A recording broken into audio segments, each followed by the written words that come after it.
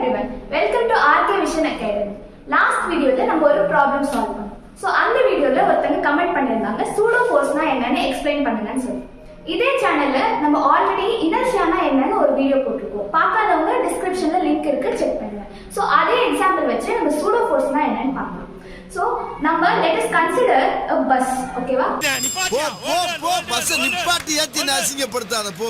இந்த பஸ் இப்போ uniform வெலாசிட்டில move ஆயிட்டு இருக்கு. And let us say windows எல்லாமே க்ளோஸ் பண்ணிட்டாங்க. So people inside the bus doesn't know that the bus is moving. Okay, only when there is acceleration people can feel the motion. இல்லையா?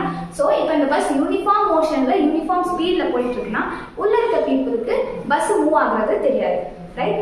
இப்போ let us say இப்போ break போட்டாங்க driver.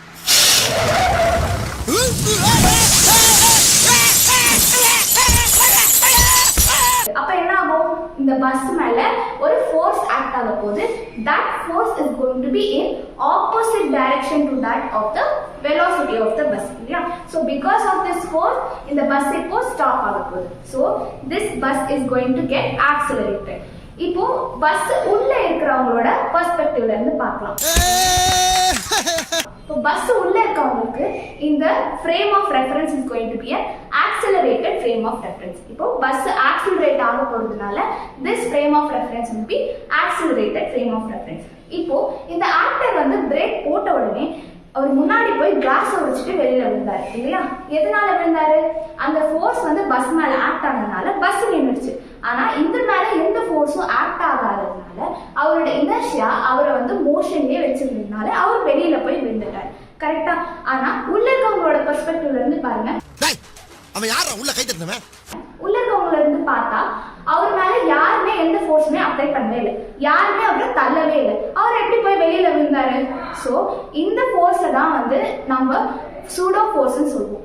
Pseudo ஃபோர்ஸ்ன்றது ஒரு imaginary force which is required to write Newton's second லா.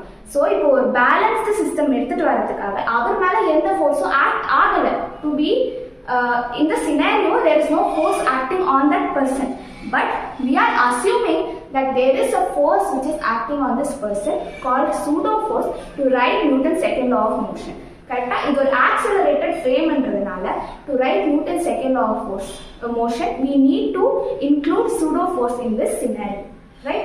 இப்போ எல்லா ஃபோர்ஸுமே இப்போ let us say any accelerated frame of reference there will be a force called pseudo force which is going to be acting in a direction opposite to that of the original force acting on that accelerated frame. Thank you.